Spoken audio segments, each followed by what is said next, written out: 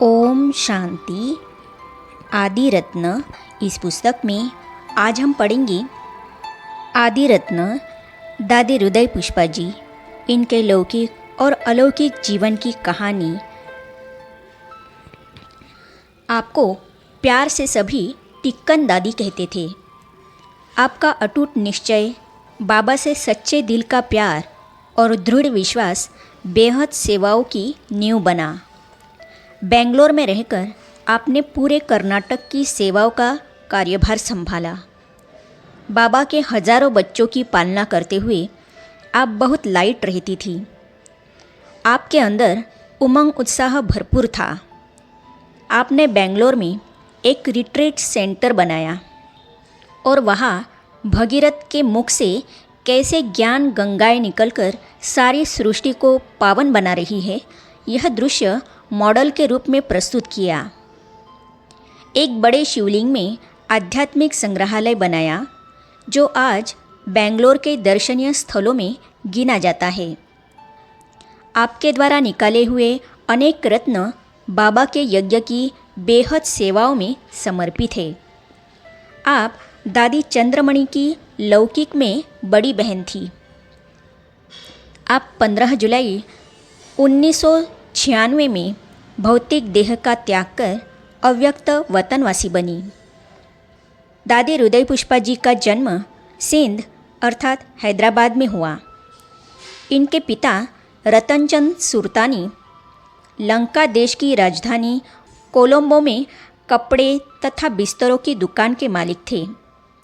माताजी का नाम सीता था, जिनके 9 बच्चे थे। पहली संतान थी बच्ची, जिसका नाम था बड़ी लक्ष्मी। दूसरी थी बम अर्थात पार्वती। तीसरी थी छोटी लक्ष्मी। चौथी थी किक्की। 5वीं थी टिक्कन अर्थात हृदय पुष्पा जी। 6वां था तीर्थ। 7वीं थी मोतिल अर्थात चंद्रमणि जी। 8वां था परसू, जो नवनंद की गोद में गया था। और 9वीं थी पारी अर्थात पार्वती। इनमें लक्ष्मी, टिक्कन, मोतिल और पारी ईश्वरीय यज्ञ में समर्पित हुई थी। दादी हृदय पुष्पा बचपन में ईश्वर के ध्यान में जहाँ बैठती थी, वहाँ बैठ ही जाती थी, उठती ही नहीं थी। इसीलिए टिक्कन नाम पड़ गया। दादी हृदय पुष्पा जी के शब्दों में उनके ईश्वरीय ज्ञान में आने की कहानी इस प्रकार है। आवाज़ आई, तुम पवित्र रहोगी। मैं जब 18 वर्ष की हुई तब मेरी शादी निश्चित हो गई। शादी तय होने पर मुझे बिल्कुल अच्छा नहीं लगा, बहुत दुखी भी हुई। दूसरों की शादी की बात सुनकर भी मैं दुखी हो जाती थी, पर पता नहीं था कि ऐसा क्यों होता है। एक बार मेरे कानों में आवाज़ आई, तुम पवित्र रहोगी। सुनकर प्रश्न उठा, शादी हुई तो पवित्र कैसे रहूँगी? निश्चित समय पर शादी हुई, लेकिन पति जब से शादी हुई तब से ही बीमार था।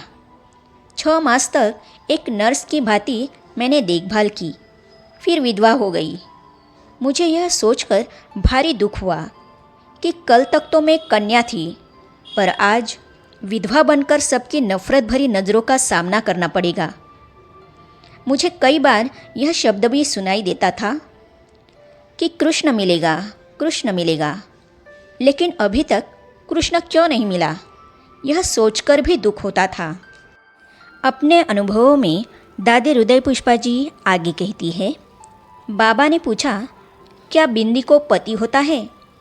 तो इन अनुभवों को हम पढ़ेंगे अगली कड़ी में।